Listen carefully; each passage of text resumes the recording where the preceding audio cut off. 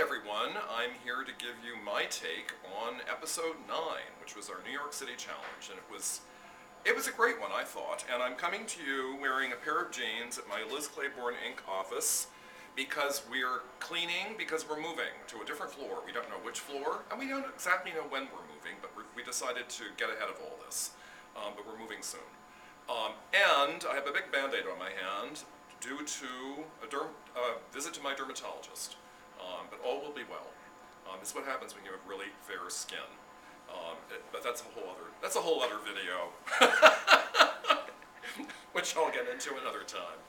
I loved last night's challenge.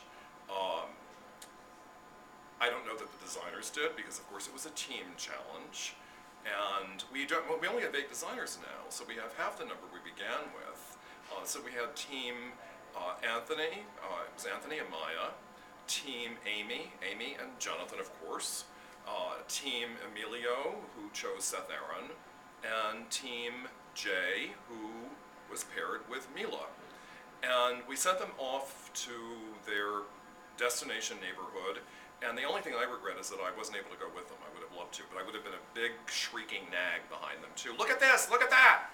I would have been of no use and certainly not advanced the plot.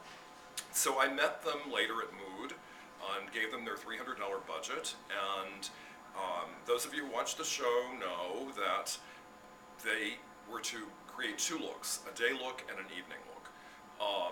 And their looks were supposed to be in harmony with the neighborhood.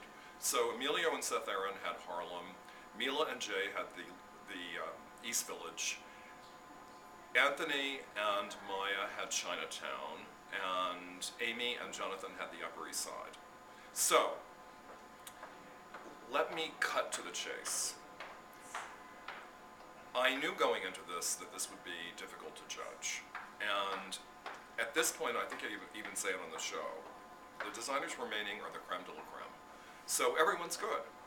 And part of the challenge was to have harmony in the relationship, in the designer relationship, and to have 2 looks that really look as though they came from the same point of departure. And I have to say, I really believe that each team achieved that. And each team achieved it well. There were certain parts of looks, certain items within looks that the judges picked apart, of course. But I was really proud of the outcome. So let's talk about let's talk about who's out. I mean, I feel sick about Amy leaving. And I have to say, watching the show, even I shed a tear. Jonathan and I were crying twins. She is so talented and so capable, and a sweetheart on top of everything else. And what I will agree with the judges about is her palette. It was very sweet, made the look a little juvenile. I think I wrote in my mylifetime.com blog that it was jejune, a word that I love to use, but I have an opportunity to use many times, so jejune it was. And it's debatable whether you would really see this look on the Upper East Side. I really do think it was a color choice more than anything else that made it questionable. I could have easily seen that Amy's day look in white cotton. I think it was Francisco Costa, one of our 2 guest judges. Francisco was sitting in for Michael Kors. The only time we missed him all season, I have to say. But it would have been more believable in that color. And I have to tell you, I love Jonathan's dress, but for those big Godet projections on each side, which I found off-putting. I felt that it threw off the beautiful proportions of the rest of the look. I thought it was troublesome. But then we had Team Jay and Mila. The judges loved Mila's look. I was pleased because it was another black and white graphic look for the most part. And I'm at a point now in the whole evolution of the show where that's beginning to worry me, but they loved it. I was thrilled.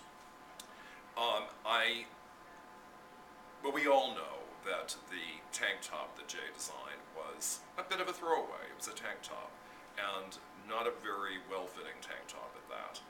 And I actually ended up, though I was critical when he was making them, ended up being pleased with his modern version, his 2010 version of a Jodhpur. The judges weren't especially pleased with it, but when everything's well made, and at this point it is, with one exception, I want to talk about Anthony. When everything's well made, it really is a matter of taste. There's no way of calling that, especially when there are two guest judges. No way of calling it at all. Our other guest judge being Molly Sims.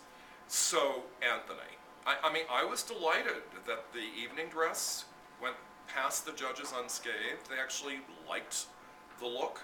I was concerned about the bust darts. I was concerned about this little flirtation of a lapel along the neckline. It was odd.